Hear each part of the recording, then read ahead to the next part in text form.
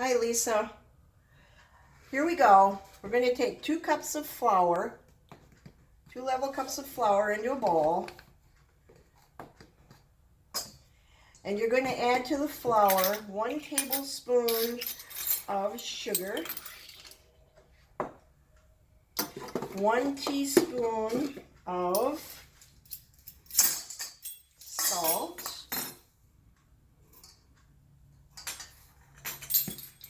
and you're going to take about 3/4 cup of Crisco. Hold on a minute here. Now, you can use knives for this, but I have a chopper. If you have a chopper, it's great. You want to chop this Crisco into the flour mixture until you have little chunks, not really any much bigger than a pea. So we just keep chopping until we get down to pea-sized chunks of Crisco in here.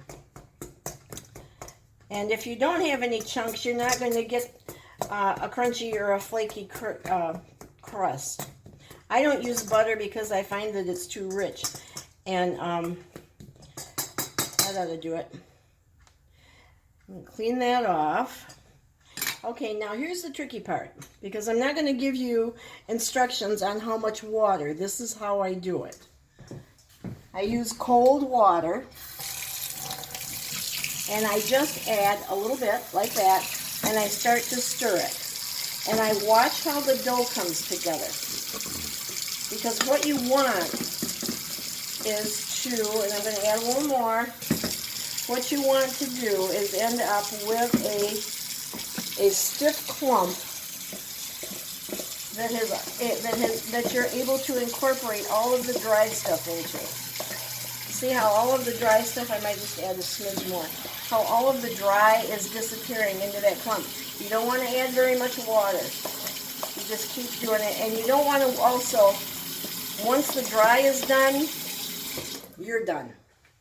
That's all you need. Now, what you're going to do is you're going to roll this into a flat, thick disc.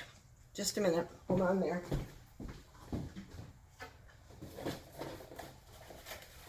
I am unprepared.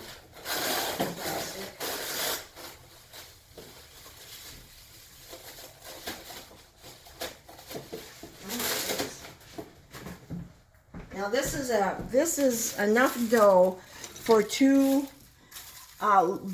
bottom layers or 1 double top and bottom layer. So we're going to plop this out onto the plastic like that. I don't waste any. Form it into a kind of a little pillow. Wrap it up good. Make sure it's all covered. And stick that in the fridge until it's cold.